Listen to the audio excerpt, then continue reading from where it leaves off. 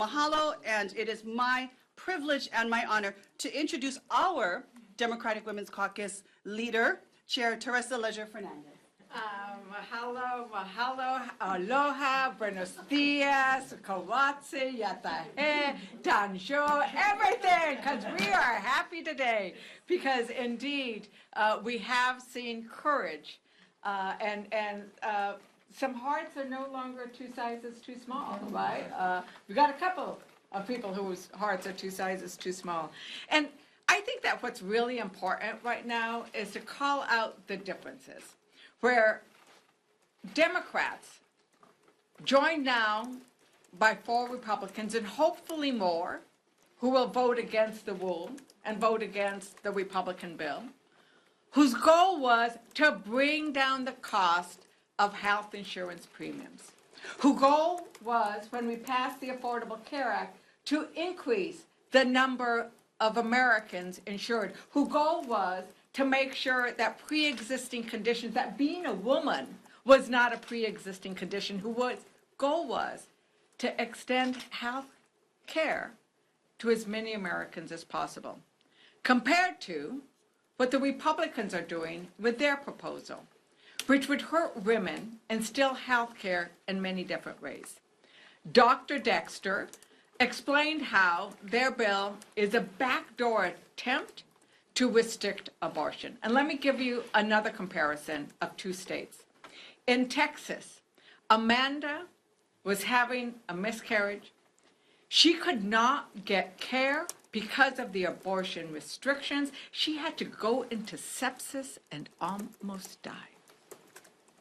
In New Mexico, I also almost died when I was pregnant, but because I lived in New Mexico, I could be on the operating table bleeding to death, and I could make decisions about my own health care in consultation with my own doctors, knowing that it would be covered by my health insurance because I lived in New Mexico.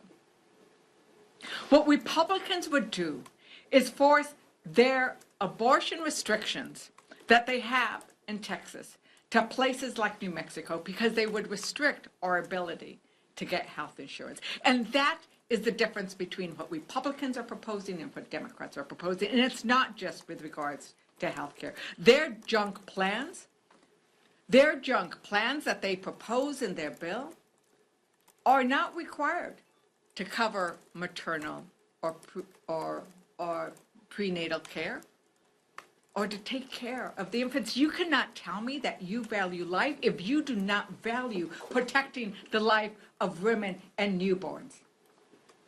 And it goes on.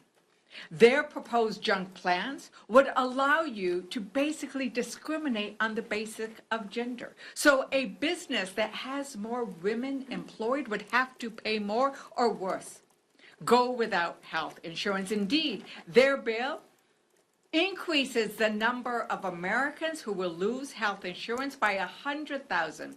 So their proposal takes it to 4.1 million Americans who will lose health insurance because of their plan. And this is the difference between how Democrats see health insurance as a need that should be affordable and accessible to everybody. And as our wonderful Speaker Emerita has pointed out multiple times, it is about being one health emergency crisis away from bankruptcy. And it is women and families who will bear the brunt. So I celebrate with my hermanas and sisters here that we now have the discharge petition. But we need to say, Speaker Johnson, don't be a Grinch. Call that vote right away. Call that vote before we leave to Christmas. Let's give that Christmas gift to the 20 million Americans who rely on those tax credits. And with that, I will open it up for questions.